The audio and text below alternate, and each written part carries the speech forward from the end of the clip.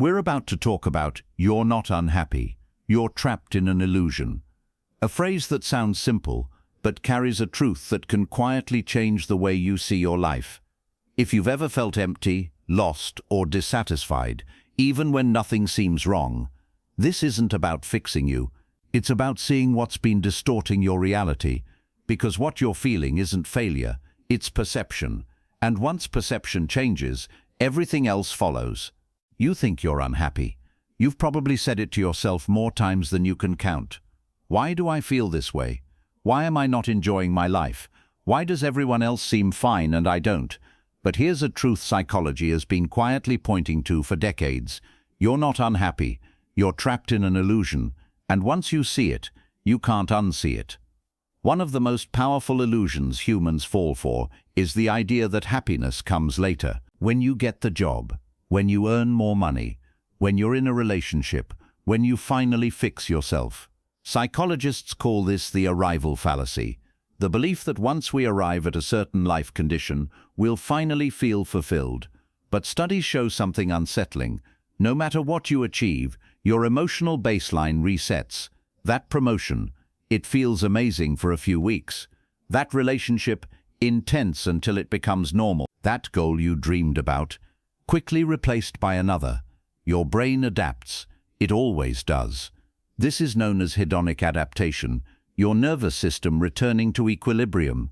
So the problem isn't that you haven't reached happiness. The problem is that happiness was never meant to be reached. It was meant to be experienced, moment by moment. Right now, your mind is talking. It always is. It tells stories like, "I'm behind in life. Others are doing better than me. Something is wrong with me." But psychology reveals something crucial. Thoughts are not truths. They are suggestions. Your brain's main job isn't to make you happy. It's to keep you safe. So it scans for danger. It compares. It predicts worst-case scenarios. It replays painful memories. This is called negativity bias. Your brain paying more attention to threats than pleasures. And when you identify with every thought you have, you begin to mistake mental noise for reality. You don't feel unhappy because your life is bad. You feel unhappy because you're believing everything your mind says. Awareness is freedom. The moment you observe a thought instead of obeying it, the illusion weakens. Scroll through social media, smiling faces, achievements, perfect relationships, aesthetic lives. Psychology calls this social comparison theory. We measure our worth by comparing ourselves to others. But here's what you're really comparing. You're behind the scenes to their highlight reel. What you don't see, their anxiety, their loneliness, their self-doubt at night. Research shows that the more people consume curated images of others' lives, the more dissatisfied they feel with their own. Not because their life is worse, but because comparison distorts reality. You're not failing. You're comparing yourself using false data. No one has life figured out. Some people are just better at pretending. Sadness, boredom, emptiness, restlessness. You've been taught to avoid these emotions, to suppress them, to numb them, to escape them. But psychology says emotions are signals, not enemies. Sadness is often a signal of unmet needs. Anxiety is energy without direction. Emptiness is a craving for meaning. When you label normal human emotions as bad, you turn natural experiences into personal failures. You think, "I shouldn't feel this way." But feelings are weather, not identity. They pass when you stop fighting them. You don't need to be happy all the time to have a meaningful life. That expectation alone is the illusion.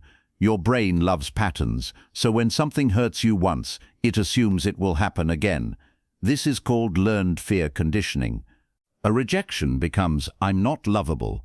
A failure becomes, "I always fail." But neuroscience shows that the brain is neuroplastic, constantly rewiring itself based on focus and repetition. Your past is not a prophecy, it's data, and data can be updated. You are not who you were when you were hurt. You are who you are right now, adapting, learning, growing, even if it doesn't feel like it. Healing doesn't always feel like progress. Sometimes it feels like confusion. You plan, you overthink, you try to predict everything, but the more you try to control life, the more anxious you feel. Psychology calls this the illusion of control, the belief that certainty equals safety. But peace doesn't come from control, it comes from tolerance of uncertainty.